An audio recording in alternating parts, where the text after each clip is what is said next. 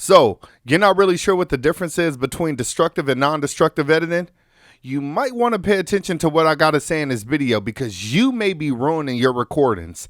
Keep on watching this video. I had this crazy dream. My therapist agreed with me. Black Panther on the screen. His father came. What's up, everybody? Chris Lee back with another United Destiny Entertainment tutorial video. Hey, check this out. If you're new to this channel, be sure to hit that subscribe button as well as the notification bell to get more videos like this in the future. All right, so what's up, guys? Chris Lee back with another video. Check this out. What I'm going to be doing in this video is talking to you guys about destructive and non-destructive editing. Guys, this is going to be something that's going to be very important to you. It's going to be very important to anybody that's going to be mixing and mastering music in general, because this is something that may be ruining your music. A lot of you may be doing a lot of destructive editing and you can't go back and fix the things or change the changes that you've done to your song, and you probably ruined a good song. Okay, so I'm going to show you guys how to go ahead and fix that and tell you guys the difference in this video. So hit that subscribe button right now because it's going to be very important. Let's go ahead and jump into it right now. All right, guys, so check it out. Here's a track that I've done for a client.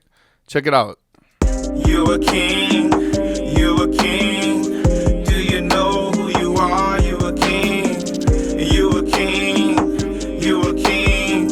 Do you know who you are? You a king. One night I had this crazy dream. My therapist agreed with me. Black Panther on the screen. His father came to visit me. Elder had a lot to say. Steady, open, trust, and pray. Even though his hair was great, I would hear him anyway. I see that you're great. You see it yourself. You're feeling the hate. Believe in yourself. Come off the bench, you're deceiving yourself. Shot of bricks, don't be benching yourself. All right, guys, so check it out. What I'm going to do right now is just go ahead and talk to you guys quickly and try to break this down to tell you guys the difference between destructive and non-destructive editing. Okay, so I'm going to try to simplify it or dumb it down so everybody's able to understand.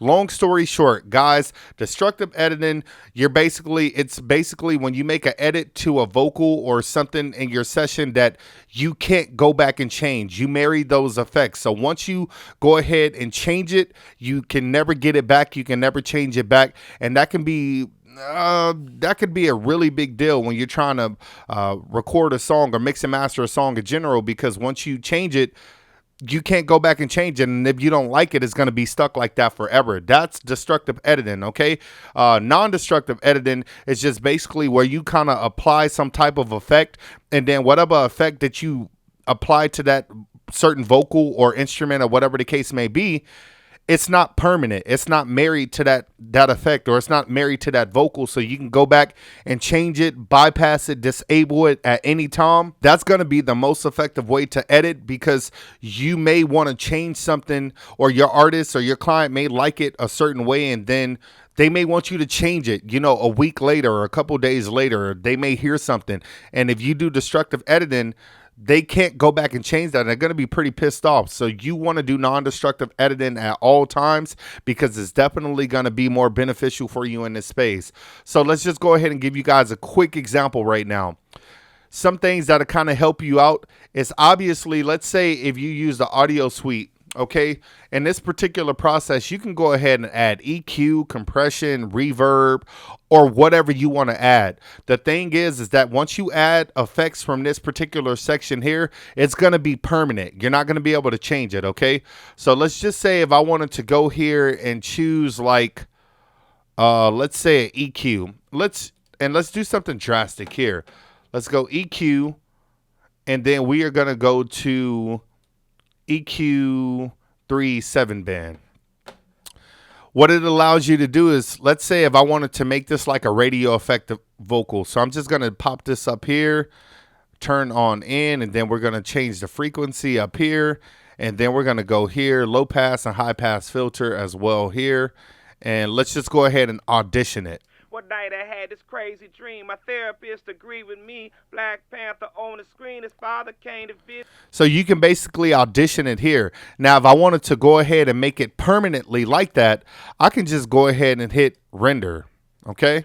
You are, you a king. One night I had this crazy dream. My therapist agreed with me. Black Panther on the screen. His father came to visit.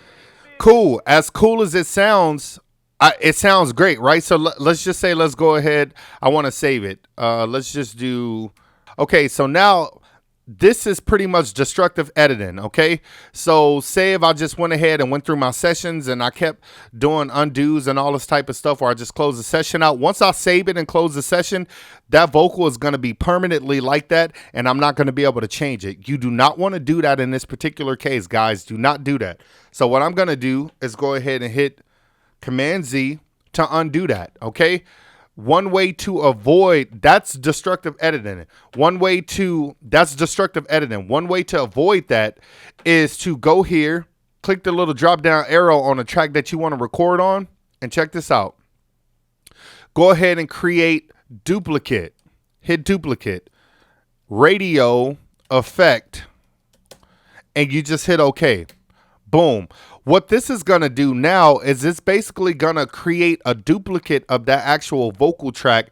That way, if I go ahead and put some effects on there, or say if you want to do two different mixes, what it allows you to do is keep one track as the original and then the second one as the effects that you want to put on there. And then you can kind of just choose which one you want. Say if you do like a certain take, or a certain take for a vocal, and you rap or sing a certain way. On the first track, you can have it delivered one way, and then on the second track, you can kind of change up how you did it, add EQ or the radio effect with like some crazy auto-tune effect, and then you can just kind of A/B or go back and forth from choosing whichever one you may want to be on your song permanently. So all you got to do is click this drop-down arrow. If I want to go back to the original, boom, it's going to switch. As you can see, it just changed this. And if I want to go back to the radio effect, it goes back to that one. And then if I want to go back to the original edited one, it goes back to that one. Okay, so we're going to go to the radio effect one. That's one way you can do this. What night I had this crazy. That's the regular vocal, right? So now if I want to go ahead and apply that effect and hit render. What night I had this crazy dream. My therapist agreed with me. Black Panther. Boom, I'm good to go. Oh, the client doesn't like it for whatever reason. Let me go back to my original. What night I had this crazy dream. My therapist agreed with me. Black Panther on the screen. And that's the way that you would want to do that, okay? That's a destructive editing way, but that's a way to go ahead and fix that if you decide that you do want to do something in a destructive editing married effect fashion, then you can go ahead and do it that way. But the way that I recommend that you do it is non-destructive editing. Okay, so we're going to hit Command equal. We're going to go back to the window. What night I had this crazy dream. My therapist agreed with me. Black Panther. Okay, this is our main vocal. So what you would want to do in this particular case is you just want to go ahead and put it as an insert on this particular track. These are your inserts, okay, for your plugin. So we're just going to go in and add that same EQ. Multi-channel plugin, we're going to go in with the EQ, and we're going to go in with the EQ3 7-band. Boom. I saved that preset earlier, right? So I'm just going to go here, click this drop down, and I'm going to go to Rad Chai. Boom, and check it out. What night I had this crazy dream. My therapist agreed with me. Black Panther on the screen. This is non-destructive editing.